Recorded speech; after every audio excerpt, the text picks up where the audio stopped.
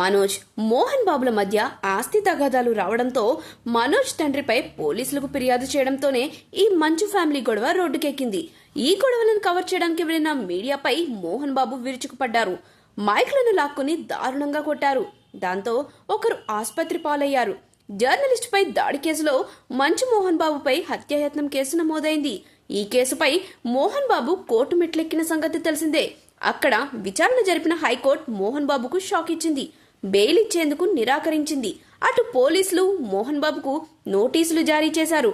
ఈ క్రమంలో ఆయన అజ్ఞాతంలోకి వెళ్లినట్లు వార్తలు వినిపిస్తున్నాయి. ప్రస్తుతం మోహన్ బాబు ఎక్కడున్నారో ఈ వీడియోలో తెలుసుకుందాం.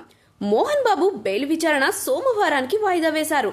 అప్పటి వరకు అరెస్ట్ చేయకుండా రక్షణ ఇవ్వలేమని కోర్టు చెప్పేసింది. ఇక పోలీసులు అరెస్ట్ చేస్తే అసలు ముందస్తు బెయిల్ పిటిషన్ కూడా పనికి రాకుండా పోతుంది. ఆ తర్వాత బెయిల్ పిటిషన్ వేసుకోవాలి. ఈ రిస్క్ అంతా ఎందుకు? ఈ 3 రోజులు ఎవరికి కనిపించకుండా పోతే చాలని అనుకున్నట్లున్నారు మోహన్ బాబు.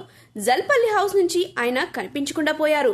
ఏ క్షణమైనా ఆయనను అరెస్ట్ చేసే అవకాశం ఉందని తెలుసుకున్న మోహన్ బాబు మళ్లీ అజ్ఞాతంలోకి వెళ్లారని తెలుస్తుంది.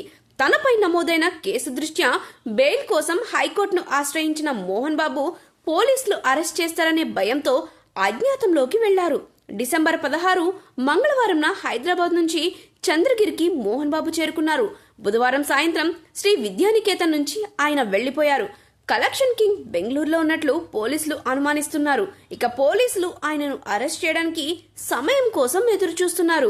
ఈ క్రమంలోనే మోహన్ బాబు తన దగ్గర ఉన్న 2 గన్లను ఇప్పటికే పోలీసులకు అప్పగించారు. ఇక అరెస్ట్ అవుతాననే భయంతో మోహన్ బాబు పరారీలో ఉన్నారు. ఈ కేసు ఎలాగోలా సెటిల్ చేసుకుందామనుకున్నా అవకాశం లేకుండా పోయింది. రిపోర్టర్ చేతిలో ఉంటే ఆయనతో మాట్లాడి ఏదో విధంగా రాజీనామా చేసుకునేవారు. కానీ ఇది ఆయన పరిధిని దాటిపోయింది. ఆయనకు, ఆయన కుటుంబ సభ్యులకు మోహన్ బాబు వెళ్లి క్షమాపణలు చెప్పి వచ్చారు. కానీ పెద్దగా తేడా లేదు. ఇప్పుడు కుటుంబ గొడవలు పరిష్కరించుకోవడం కన్నా హత్యాయత్నం కేసు నుంచి ఎలా బయటపడాలన్నది ఇప్పుడు మోహన్ బాబు ముందున్న అతిపెద్ద ప్రశ్న.